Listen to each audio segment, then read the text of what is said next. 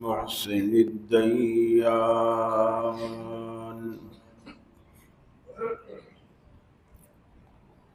ذي الفضل والجود والإحسان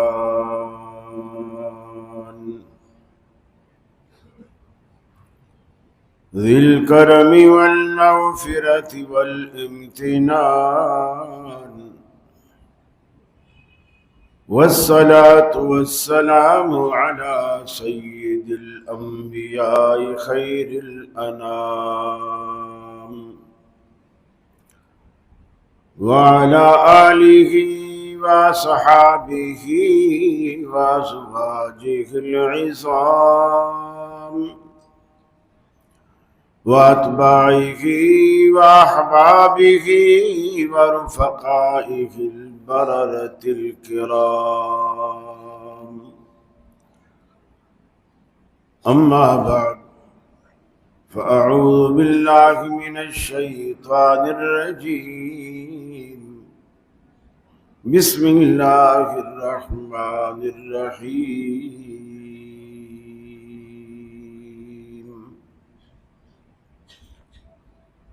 وسارعوا إلى مغفرة من ربكم وجنة عرضها السماوات والأرض أعدت للمتقين.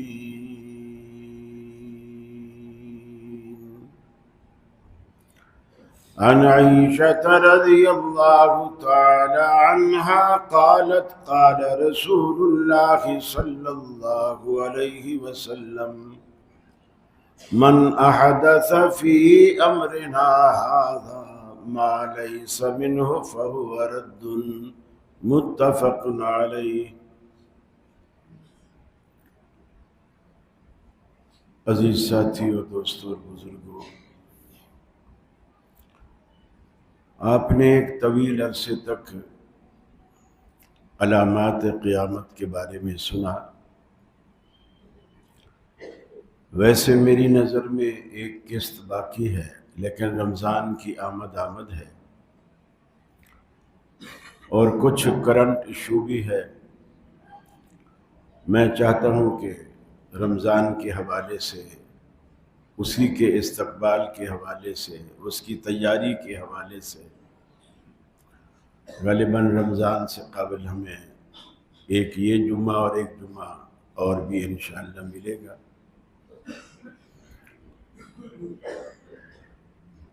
پچھلے خطبات میں آپ نے یہ واضح سنا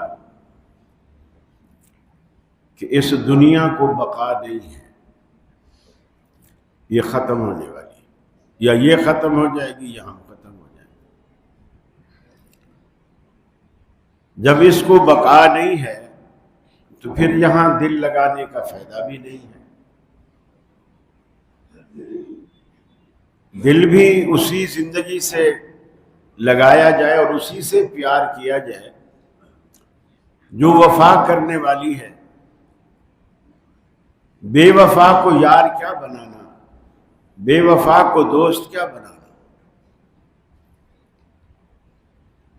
قرآن کہتا ہے کہ وَمَا الْحَيَاةُ الدُّنْيَا إِلَّا مَتَاعُ الْغُرُورِ. دنیا کی زندگی دھوکے کا سامان ہے، دھوکے کا. بلکہ نبی کریم صلی اللہ علیہ وسلم نے اس کی مثال اس پھل سے دی ہے، بیل پہ لگتا ہے. حکیم لوگ جانتے ہیں، اردو نام مجھے نہیں آتا لیکن پنجابی میں اسے کور تما کہتے ہیں.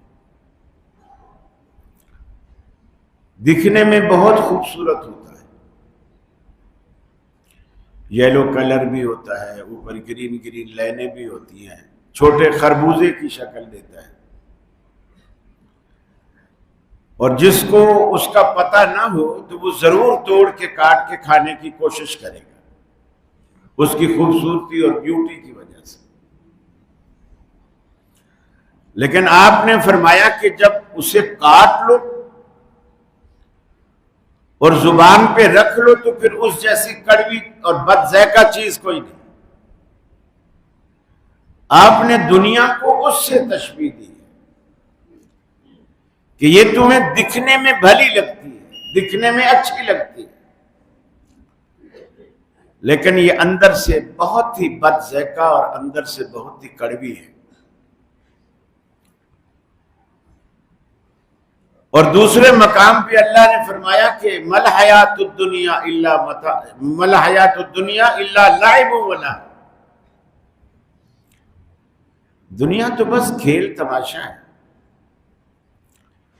جگہ جی لگانے کی دنیا نہیں ہے، یہ عبرت کی جا ہے، تماشا نہیں ہے۔ آج 6 تاریخ ہے فروری کی، میں نے سنا ہے کہ پنجاب کے وزیر اعلیٰ صاحبہ جو ہیں انہوں نے بڑی پنجاب پر احسان کرتے ہوئے بسنت کے لیے 3 چھٹیاں دی، 6، 7 اور 8، اندازہ لگائی، جو کئی سالوں سے بند تھا یہ سلسلہ۔ ایک جج نے فیصلہ کیا تھا کہ اس سے نقصان بڑے ہوتے ہیں، لوگوں کے گلے کٹ جاتے ہیں، کئی لوگ چھتوں سے گر کے مر جاتے ہیں، کئی بچے کٹی پتنگ کو لوٹنے کے لیے بھاگتے بھاگتے اچانک سڑک پہ آ جاتے ہیں، گاڑی کے نیچے آ جاتے ہیں، بڑے حادثات ہوتے ہیں۔ پھر سب سے بڑی بات یہ ہے کہ یہ ہندوؤں کا تہوار ہے، بسنت، اس کا اصل نام وسنت ہے، یعنی بے کی جگہ واو، سنسکرت زبان کا لفظ ہے۔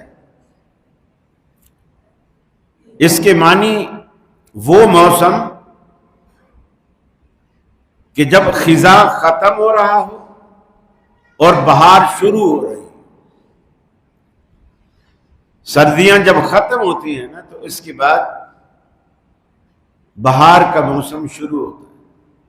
جن ممالک میں سردیاں زیادہ پڑتی ہیں درخت پتے بالکل جھاڑ دیتے ہیں سردی کی وجہ سے، گنجے ہو جاتے ہیں، اسی کو موسم خزاں کہتے ہیں، پت جھڑ کا موسم بھی کہتے ہیں۔ اور پھر نئی بہار اور نئی کونپلیاں اور نئی شاخیں نکلتی ہیں، تو اس موقع پر ہندو خوشی مناتے تھے، ناچ گانے ہوتے، محفلیں ہوتی، بہت ساری لہو و لعب کی چیزیں ہوتی۔ اس میں اس تہوار کا جو مرکزی اور مین ایٹم تھا وہ تھا پتنگ بازی، اور پتنگ بازی پہ جو اس کی ڈور بنائی جاتی ہے، چونکہ اس میں اصل گیم ہوتا ہے دوسرے کی پتنگ کاٹنے کا، تو اس مانجے پر، اس دھاگے پر شیشہ اور کچھ سریش وغیرہ اور کچھ اور اس طرح کی چیزیں ملا کے لگائی جاتی ہیں، وہ اتنا تیز بن جاتا ہے کہ موٹر سائیکل والے جب موٹر سائیکلوں پہ جاتے ہیں اور اچانک کسی پتنگ کی ڈور آگے گلے میں آ جائے تو گلا کٹ جاتا ہے۔ یہ کیسا گیم ہے؟ پھر اس کی ایجاد ہندوؤں نے کی، ہم کیسے مسلمان؟ 1947 سے پہلے ہندو مسلمان ایک ہی تو رہتے تھے، ایک جگہ، ہمارے کچھ ادھر رہتے تھے، ان کے کچھ ادھر رہتے تھے، فرق ہی نہیں تھا، کوئی ویزا نہیں لینا پڑتا تھا، کوئی پاسپورٹ نہیں بنوانا پڑتا تھا، چونکہ یہ ایک ہی خطہ تھا۔ مسلمانوں نے سوچا کہ ہمیں آزادی ملنی چاہیے، ہم آزادی سے قربانیاں کریں، نمازیں پڑھیں، روزے رکھیں، جو بھی کریں، کوئی پابندی نہ ہو۔ آج بھی آپ دیکھیں وہاں جو مسلمان انڈیا میں رہتے ہیں ان کے لیے بہت سارے مصائب ہیں، کھلے عام قربانی نہیں کر سکتے، گائے تو کاٹ ہی نہیں سکتے، اس لیے کہ وہ گائے کی پوجا کرتے ہیں۔ اور یہ چیزیں اس کو اتنا فروغ دینا، حکومتی سطح پر اس کو تسلیم کرنا، جبکہ ہماری عدالتیں بھی اس کو یکسر بند کر چکی ہیں، پھر عدالتی فیصلوں کو بھی تہس نہس کر دینا، صرف اس لیے کہ ہم اقتدار میں ہیں، ہم حکومت میں ہیں، یہ کسی طرح مناسب نہیں ہے۔ پھر رسول اللہ صلی اللہ علیہ وسلم کی وہ حدیث جو آپ نے فرمایا من تشبہ بقوم فہو منہ، جو بندہ کسی قوم کی مشابہت کرتا ہے، دیکھا دیکھی میں کہ میں بھی تو کسی سے کم نہیں ہوں، یہ جو جذبہ ہے نا کہ ہم بھی کسی سے کم نہیں، ہمیں بہت کچھ کرنے پر اکساتا ہے۔ آپ نے فرمایا من تشبہ بقوم فہو منہ، جو بندہ کسی قوم کی مشابہت اختیار کرتا ہے وہ انہی میں سے، وہ انہی میں سے۔ گویا قیامت والے دن جب دوسرا سور پھونکا جائے گا، لوگ قبروں سے نکلیں گے، جس نے دنیا میں جس کی نقالی کی ہوگی، روز آخرت اللہ تعالیٰ انہی کی صفوں میں انہیں کھڑا کر دے گا۔ اب بھلا مسلمان اچھا لگیں گے کہ ہندوؤں کے ساتھ کھڑے ہو، اللہ کی عدالت ہو، کچھ مسلمان یہودیوں کے ساتھ کھڑے ہوں، کچھ عیسائیوں کے ساتھ کھڑے ہوں، کچھ ہندوؤں کے ساتھ کھڑے ہوں، کچھ سکھوں کے ساتھ کھڑے ہوں۔ اس وقت فیصلے کے وقت اللہ تعالیٰ جب ہمیں دیکھے گا، اچھا یہ ہندوؤں کی جماعت ہے، تو یہ کیسے کہے گا کہ ان 10 میں جو ایک کھڑا ہوا ہے یہ مسلمان ہے؟ نکھیڑا تو وہیں سے ہو جائے گا جب ہمارے گروہ بنائے جائیں گے، تقسیم اسی میں ہو جائے گی، اور یہ بھی پتہ چل جائے گا کہ آج میرے ساتھ ہوگا کیا۔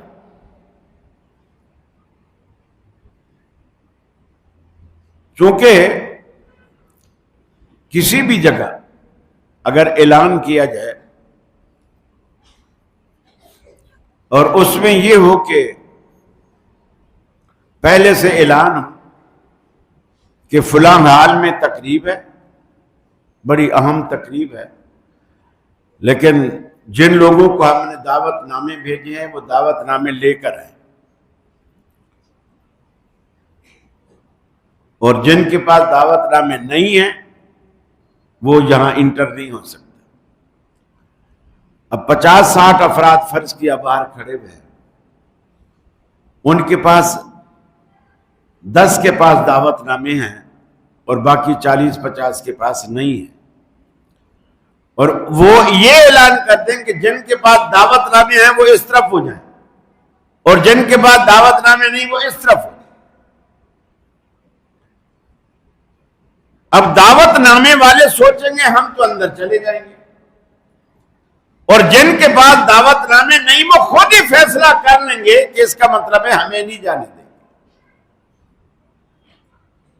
اور یہی اعلان جنت کے دروازے پر ہو جائے، جو میرے نبی کے ساتھ تھے وہ ادھر ہو جائے، باقی جو جس کے ساتھ بھی تھا وہ اسی کے ساتھ ادھر ہو جائے، فیصلہ وہیں ہو جائے۔ یہ کوئی معمولی بات نہیں ہے۔ لوگ کہتے ہیں جی ہم بڑے لبرل قسم کے لوگ ہیں، مولوی ایسے خام کا دلوں میں دراڑیں ڈالتے ہیں، وہ تو میرا ایسا لنگوٹیا یار ہے، ہندو ہے تو کیا ہوا، ایسا لنگوٹیا یار ہے کہ مسلمان بھی ایسی دوستی نہیں نبھا سکتے جیسی اس نے نبھائی۔ اللہ کے ہاں جو دوستیاں فائدہ دیتی ہیں، کام آتی ہیں، وہ عقائد اور نظریات کی بنیاد پر ہوتی ہے۔ رہن سہن، برادری، خیش، قبیلہ، کوئی کام نہیں آتا۔ ابو لہب آپ کا چچا تھا، دوزخ میں ہے۔ اللہ کے حبیب نے کہا، قرآن نے کہا، بلال آپ کا کوئی رشتہ دار نہیں تھا، ذرا سا بھی کہیں سے لنک نہیں تھا، لیکن آپ جب معراج سے واپس آئے، فرمایا بلال تو کیا عمل کرتا ہے؟ میں جب جنت میں سیر کر رہا تھا تو میں نے پہلے تیرے قدموں کی آہٹ سنی، پھر جب میں نے آنکھ اٹھا کر دیکھا تو میرے آگے آگے چل رہا تھا۔ یہ جو بلال کو جنت میں چلتا ہوا رسول اللہ کو دکھایا جا رہا ہے بغیر کسی رشتے کے، وہ رشتہ کیا تھا؟ نبی کی غلامی کا رشتہ، توحید کا رشتہ تھا، سنت کی محبت کا رشتہ تھا، دین کی محبت کا رشتہ تھا۔ اسی بنیاد پر اللہ فیصلے کرے گا، اسی بنیاد پر اللہ فیصلے کرے گا۔ حدیث میں آتا ہے، عید کا دن تھا، نبی کریم عید کے بعد اپنے گھر میں آرام فرما رہے، ابو بکر صدیق آئے، آپ کے پاس کچھ بچیاں بیٹھی ہوئی تھیں، دف بجا رہی تھی۔ دف ہوتا ہے، ایک رنگ ہوتا ہے، اس رنگ پر ایک طرف سے چمڑا چڑھا دیا جاتا ہے، کھینچ کر سکھا دیا جاتا ہے، پھر اس کو بچے بجاتے رہتے ہیں، کھیلتے رہتے ہیں۔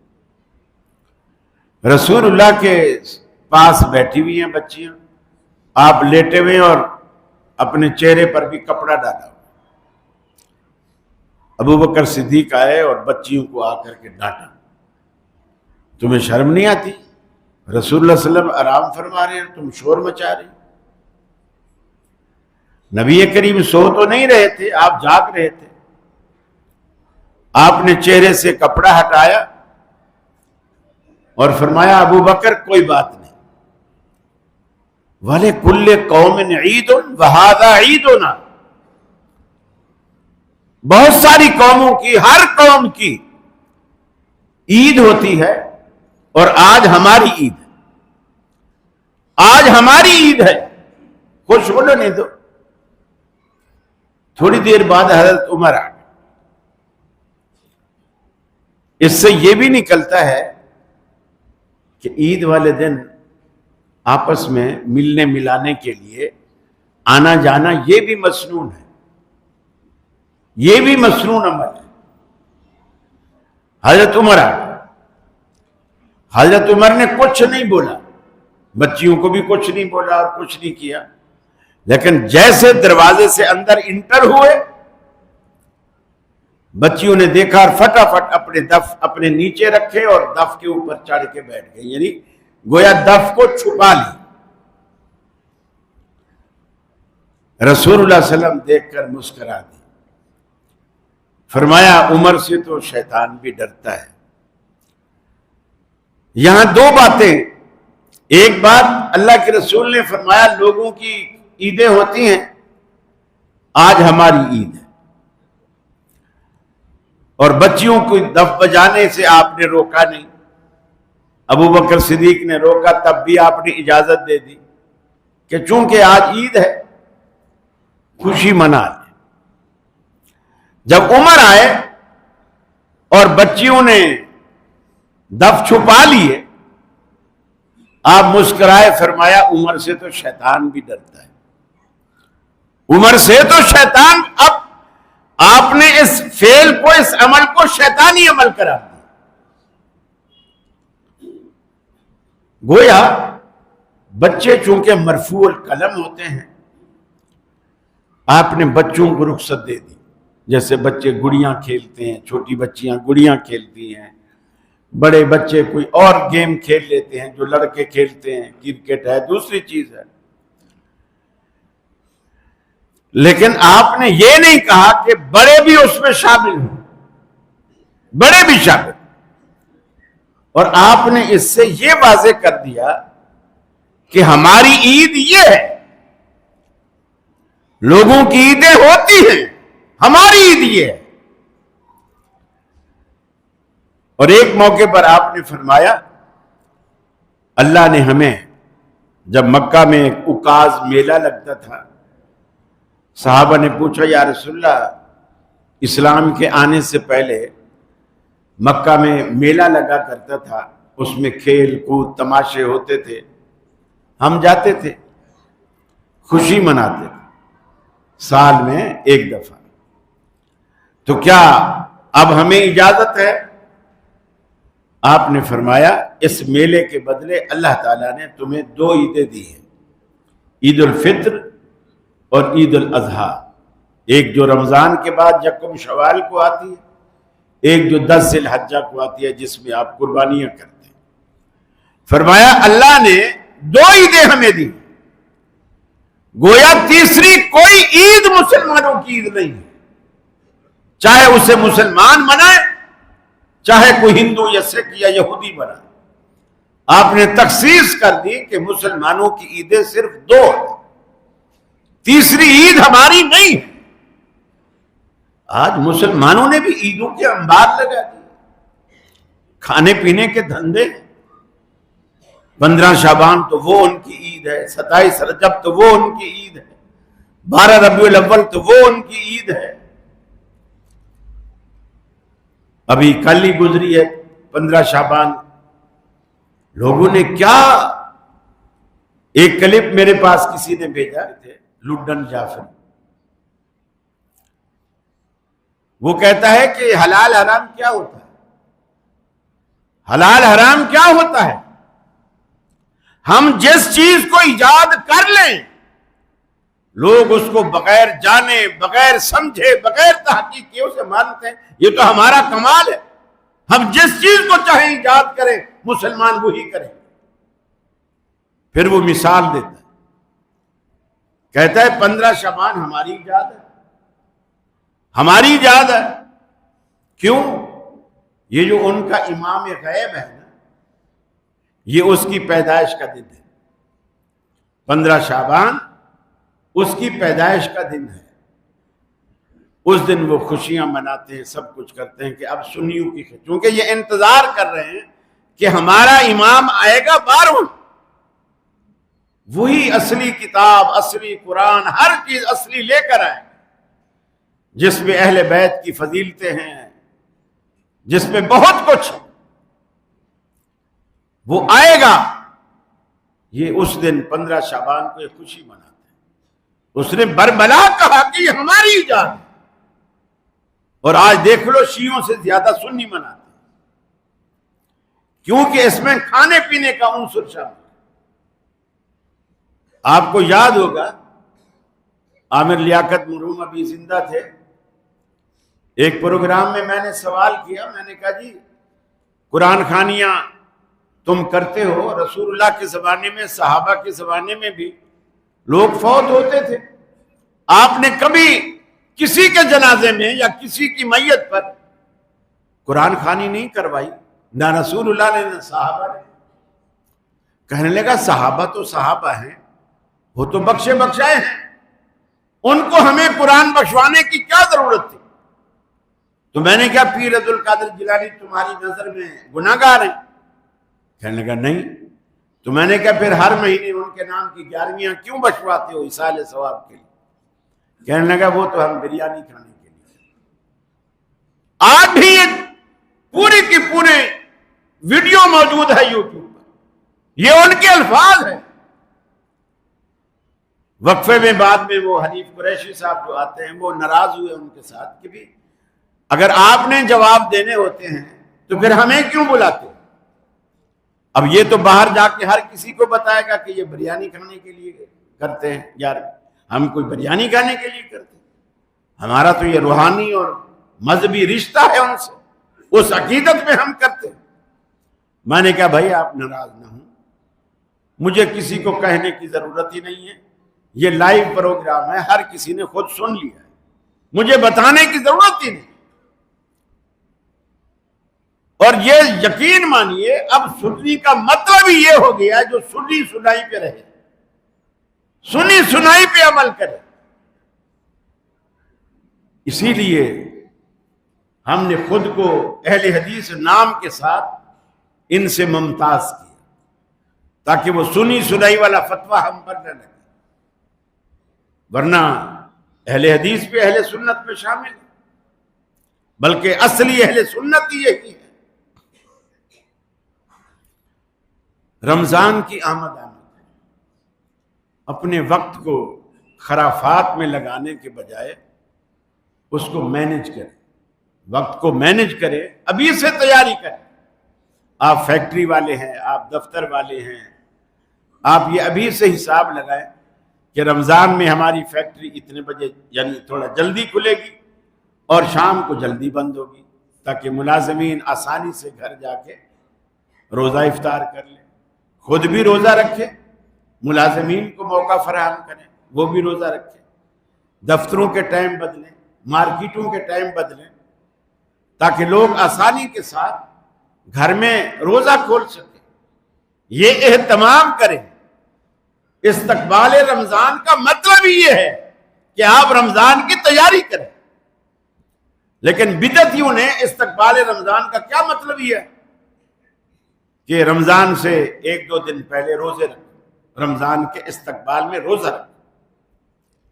شیطان ایسی پٹیاں پڑھاتا ہے، نبی کریم صلی اللہ علیہ وسلم نے فرمایا نصف رمضان کے بعد روزہ مت رکھو، یعنی آدھا رمضان جب نصف شعبان کے بعد روزہ مت رکھو، کہ جب آدھا شعبان گزر جائے پھر روزے چھوڑ دو تاکہ خود کو رمضان کے لیے تیار کر سکو۔ الا یہ کہ کوئی بندہ ہر مہینے کے 13، 14، 15 کے روزے رکھتا ہو اور ہفتے میں پیر جمعرات کے روزے رکھتا ہو وہ رکھ لے، لیکن اگر ایسا نہیں کرتا، عادت نہیں ہے اس کی ہر مہینے، تو پھر 15 شعبان کو رکھنے کی کوئی ضرورت نہیں، کوئی فضیلت نہیں ہے۔ یار لوگوں نے کہانیاں بنائی ہیں، یہ سب کھانے پینے کے دھندے اور کچھ بھی نہیں۔ کوئی چیز بریانی کھانے کے لیے ہے تو کوئی حلوہ کھانے کے لیے ہے، کوئی قورمہ کھانے کے لیے ہے تو کوئی کھیر کھانے کے لیے ہے، تو کوئی دن حلیم کھانے کے لیے۔ یہ صرف کھانے کے دن ہے، کھانے کے تہوار۔ فرمایا وَسَارِعُوا إِلَى مَغْفِرَةٍ مِّن رَّبِّكُمْ وَجَنَّةٍ عَرْضُهَا السَّمَاوَاتُ وَالْأَرْضُ۔ فرمایا لب کو دوڑو، اپنی رفتار تیز کرو، اِلَى مَغْفِرَةٍ مِّن رَّبِّكُمْ، جو رب العالمین کا بخشش والا سمندر ٹھاٹھے مار رہا ہے، تم بھی ان موجوں سے کچھ فائدہ اٹھا لو۔ سارعوا الى مغفرۃ من ربکم وجنۃ عرضها السماوات والارض۔ اللہ نے یہ بھی بشارت دے دی اپنے بندوں کو کہ جس بخشش کی طرف میں تمہیں بلاتا ہوں وہ بخشش تمہیں ایسی جنتوں میں لے جائے گی جس کی وسعت آسمانوں اور زمینوں سے بھی بڑی ہے۔ ایسی جنت اللہ عطا کرے گا۔ آج یاد رکھ لو، قیامت والے دن جو اللہ رب العالمین نے یہ فرمایا یوم تبدل الارض غیر الارض، اس دن ہم زمین کو دوسری زمین سے بدل دیں گے۔ کوئی یہ بھی نہیں کہہ سکے گا قبر سے نکلنے کے بعد یہاں میرا گھر ہوا کرتا تھا، یہاں میرا باغ ہوا کرتا تھا، یہاں میرا آفس ہوا کرتا تھا، یہاں میری فیکٹری ہوا کرتی تھی۔ یوم تبدل الارض غیر الارض، ہم ایسی زمین تبدیل کر دیں گے جو تمہاری پہچان سے بھی دور ہوگی، کوئی پہچان نہیں سکے گا یہاں کیا تھا کیا نہیں۔ زمین کا نقشہ ہی بدل جائے، کیونکہ جگہ پہچانی جاتی ہے آس پاس کی چیزوں سے۔ آپ بھی کہیں جاتے ہیں نا اور آپ کو دوبارہ وہاں آنا ہو اس جگہ پر، اور وہ جگہ آپ نے پہلی دفعہ دیکھی ہو اور وہاں اب آپ کو آنا ہو، تو آپ کوئی نشانی لگا لیتے کہ یار اس گلی کے سامنے یہ بینک ہے. آپ ایڈریس بھی ایسے بتاتے ہیں. آپ آؤ گے جی سیدھا گلی کے سامنے آپ کو حبیب بینک نظر آئے گا، وہاں سے الٹے ہاتھ دھو لیں. آپ نشانیاں یاد رکھتے ہیں، آپ نشانیاں بتاتے ہیں، نشانیاں یاد رکھتے ہیں. اللہ کہتا ہے ہم زمین کی نشانیاں ہی ختم کرتے ہیں، نشانیاں ختم کرتے ہیں. کوئی ایڈریس کسی کا اتا پتا کچھ بھی نہیں، سیدھی چٹی الوداع. اس وقت جب میدان چٹیل ہوگا، پہچان کی کوئی صورت نہ، میرا زمین، میری زمین، میرا باغ، میرا آفس، میرا کارخانہ، میری فیکٹری، میرا گھر، کچھ بھی. فرمایا اب تم ان چیزوں سے پیار نہ کرو، یہ تیرا میرا کچھ نہیں. یہ ایک وقت ایسا آنے والا ہے، یہ دنیا نہ تیری نہ میری، فقط ایک مٹی کی ڈھیری. بس ہم نے سب کو چھوڑ چھاڑ کے مٹی کے اندر جا دفن ہونا. مٹی نے یہ نہیں دیکھنا خلیل آیا ہے، جمیل آیا ہے، شکیل آیا ہے، وکیل آیا ہے. مٹی نے کچھ نہیں دیکھا. مٹی کا اپنا کام ہے، وہ سب کو کھا جاتی ہے، سب کو کھا جاتی ہے. اور اگر کوئی باقی رہ بھی جائے تو مردہ جسم اگر بچ بھی جائے بغیر روح کے، اس کا کیا فائدہ ہے؟ کوئی فائدہ نہیں. اللہ نے تو دوبارہ بنانا ہی ہے. اسی لیے فرمایا وَسَارِعُوا إِلَىٰ مَغْفِرَةٍ مِّن رَّبِّكُمْ وَجَنَّةٍ عَرْضُهَا السَّمَاوَاتُ وَالْأَرْضُ أُعِدَّتْ لِلْمُتَّقِينَ. فرمایا ہم نے تقوی والوں کے لیے وہ جنت تیار کر رکھی ہے. اپنے دل میں گناہ سے بچنے کا جذبہ پیدا کر لیجئے، نیکی کی رغبت پیدا کر لیجئے. وہ جنتوں کا وارث اللہ تمہیں بنا دے گا، جنتوں کے تم وارث بن جاؤ گے. جس کا رقبہ ایک ایک جنتی کو جو رب العالمین دینے والا ہے، تا حد نگاہ ادنا سے ادنا جنتی کو بھی رب العالمین اتنا بڑا بنگلہ دے گا. بلکہ اس کو بنگلہ کیا کہیں، کوٹھی بھی کیا کہیں، وہ تو ایسا کہیں کہ جیسے دنیا میں امیر لوگ اپنے شوق کے لیے نا کچھ چونچلے ایسے پال لیتے ہیں جی، اس کا نام رکھتے ہیں فارم ہاؤس. اس میں تالاب بھی ہیں، اس میں تفریح کے کئی سارے سامان، باغات بھی ہیں، پھلدار پودے بھی ہیں، اندر سڑکیں بنی ہوئی ہیں، آپ گاڑی میں بیٹھ کر آپ اندر گھوم سکتے ہیں.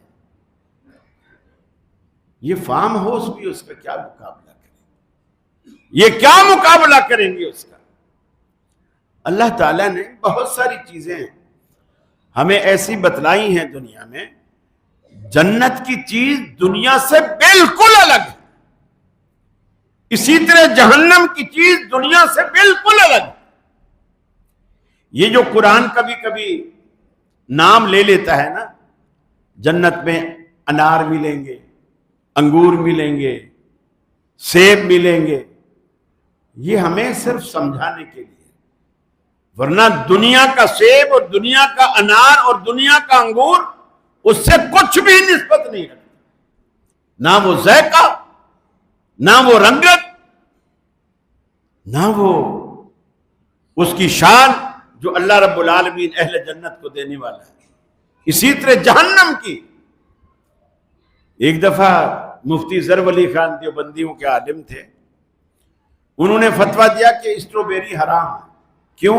بولے یہ جہنم کا پھل ہے. یہ یاد رکھ لیجئے، جہنم کے جتنے پھل ہیں وہ اگیں گے ہی جہنم میں. اللہ نے وہ دنیا میں نہیں اگائے، وہ اگیں گے ہی جہنم میں. اسی طرح ایک اور پھل ہے جو زقوم پہ لگتا ہے، یہ جو جسے ہم تھوہر بولتے ہیں، تھوہر، بعض بنگلے والوں نے بھی اس کو لگایا ہوا ہوتا ہے. آپ نثار شہید پارک میں بھی گھسے تو گیٹ کے جیسے اندر جاؤ گے تو پہلا جو پودا نظر آتا ہے کیاری کے اندر سیدھے ہاتھ پہ وہ زقوم ہے. وہ کانٹے ہوتے ہیں, پتے اور بھی ہوتے ہیں, کانٹے دار ہوتا ہے, اس پہ پھول بھی لگتا ہے اور پھر چھوٹا سا پھل بھی لگتا ہے, کھانے میں میٹھا ہوتا ہے. اس نے فتویٰ دیا کہ یہ زقوم دوزخ کا پھل ہے, اس کا کھانا حرام ہے. دنیا میں کوئی چیز اللہ نے دوزخ والی پیدا نہیں کی اور دنیا میں کوئی چیز اللہ نے جنت والی پیدا نہیں کی.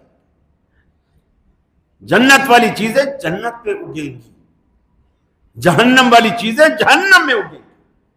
جہنم میں سانپ بھی ہے, بچھو بھی ہیں, لیکن وہ دنیا والے سانپ بچھو نہیں ہیں. دنیا والے تو آگ میں رہ ہی نہیں سکتے. وہ آگ سے اللہ پیدا کرے گا, آگ میں پیدا کرے گا, وہ بطور عذاب کے ہوں گے. اور جنت کی ساری نعمتیں بطور نعمت کے ہوں گی, جزا کے طور پر اللہ دے گا. میرے بھائیوں, اب یہ جو رمضان آنے والا ہے اس کی تیاری کیجیے. ابھی سے اپنا ٹائم ٹیبل بنائیے, شیڈول بنائیے. خود سے کوئی چیزیں آپ کو چاہیے گھر میں جو رمضان میں ضروری ہیں وہ لے آئیے, ابھی سے لے آئیے. جس طرح آپ عید کی تیاری کرتے ہیں عید سے پہلے ہی کرتے ہیں نا, اسی طرح رمضان کی تیاری رمضان سے پہلے کریں. وہ چیزیں لے آئیں تاکہ آپ کو آپ کی نیت پر, اس کوشش پر, اس محنت پر بھی اللہ تعالیٰ آپ کو اجر دے. اور اس کا ایک ہی مقصد ہے, کیونکہ اللہ نے آگے کہا کہ اعدت للمتقین, یہ جنت ہم دیں گے تقوی والے. گویا غیر متقین کے لیے نہیں کہا, متقیوں کے لیے کہا.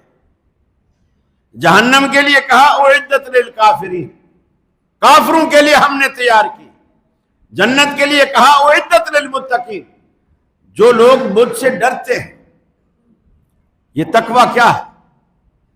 حضرت عمر فاروق رضی اللہ تعالیٰ عنہ نے ایک موقع پر ابو ہریرہ سے پوچھا, ابو ہریرہ تقوی کیا ہوتا ہے؟ انہوں نے کہا امیر المومنین آپ ہی بتا دیجئے.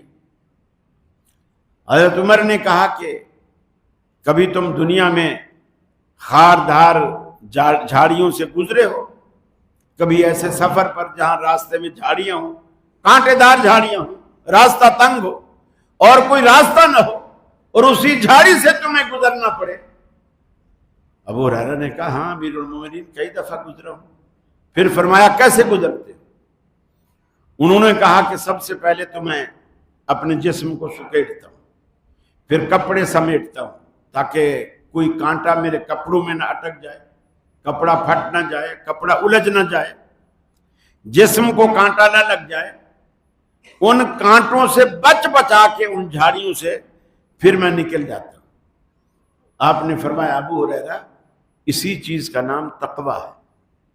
دنیا ایک پوری کی پوری دنیا تنگ اور خاردار جھاڑی, اور ہمیں اس میں سے گزرنا.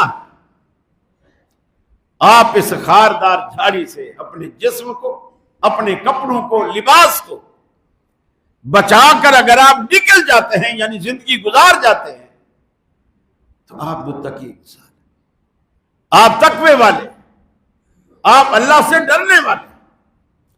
تقوی کے اندر دو مفہوم پائے جاتے ہیں, گناہوں سے بچنا کا جذبہ اور نیکی کرنے کا جذبہ.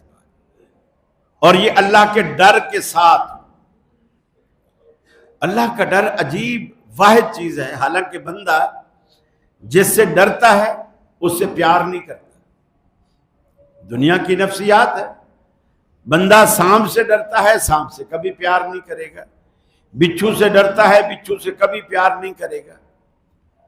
کسی بھی بندے سے بندہ ڈرتا ہے, اس سے پیار نہیں کرے گا. لیکن اللہ کہتا ہے مجھ سے ڈرو بھی, مجھ سے پیار بھی کرو. اس لیے کہ اللہ کا ڈر ایسی چیز ہے جو اس کے ڈر میں ظلم نہیں ہے. وہ ڈر اس لیے ہے تاکہ آپ گناہ سے بچ سکیں, تاکہ آپ جہنم سے بچ سکیں, نافرمانی سے بچ سکیں. اور پیار اس لیے کہ جیسے ماں باپ سے بچہ ڈرتا بھی ہے، پیار بھی کرتا ہے، ضرورت پڑ جائے تو ماں باپ سے مانگتا ہے، اور کوئی غلط کام کر لے تو ڈرتا بھی ماں باپ سے، ابا مارے گا۔ گھر میں کوئی اماں ابا موجود نہیں، اکیلا کمرے میں ہے، کوئی اس سے کوئی گلاس ٹوٹ گیا تو ڈر کے مارے کہ ابا ڈانٹے گا، اماں ڈانٹے گی، وہ ٹوٹا ہوا ٹکڑا اس کے ساتھ جوڑ کے واپس وہیں رکھ دیتا ہے جہاں رکھا، تاکہ میرے نام نہ، ڈر بھی رہا ہے۔ اور باہر کوئی بچہ مارے اسے تو کہتا میں ابا کو بلا لوں گا، ابا کو بتا دوں گا۔ ابا سے پیار بھی ہے اور ابا کا روب بھی اس کے دل میں ہے، اور یہ بھی یقین ہے کہ باہر سے جو لوگ مجھے ماریں گے، میری گیند چھینیں گے، اس سے بھی ابا بچائے گا، بھلے ابا اس کا سارے محلے میں سب سے زیادہ کمزور ہو، پھر بھی اس کو دھمکی اپنے ابا کی دے گا۔ اللہ کہتا ہے میرے بندے تو مجھ سے ڈر تو صحیح، میرا روب دل میں رکھ تو صحیح، پیار بھی کر، ڈر بھی۔ اسی لیے فرمایا اے میرے بندو اعبدوا ربکم یا ایھا الناس اعبدوا ربکم الذی خلقکم والذین من قبلکم لعلکم تتقون۔ اے دنیا والو، اللہ رب العالمین کی بندگی کرو۔ کیوں اللہ کی بندگی کرو؟ اس لیے کہ الذی خلقکم والذین من قبلکم، اس نے تمہیں پیدا کیا اور تم سے پہلوں کو بھی پیدا کیا، اس لیے اس کا استحقاق ہے، چونکہ وہ تمہارا خالق ہے۔ فائدہ کیا ہوگا؟ لعلکم تتقون، تم میں تقوی پیدا ہو جائے۔ اور آگے جو رمضان کا سیزن آ رہا ہے، یہ تقوی پیدا کرنے کا بہترین سیزن ہے، بہترین سیزن ہے، اس سے بہتر سیزن کوئی نہیں۔ آپ کی نیکیوں کا کئی گنا اجر بڑھا دینا، شیاطین کو بند کر دینا، جنت کے دروازے کھول دینا، جہنم کے دروازے بند کر دینا۔ گویا اللہ تو آپ کو زبردستی جنت میں لے جانا چاہتا ہے۔ اللہ سے دعا ہے اللہ رب العالمین مجھے بھی اور آپ کو بھی عمل کی توفیق دے، اور رمضان کی تیاری کی توفیق عطا فرمائے، اور ابھی سے ہم اس فکر میں لگ جائیں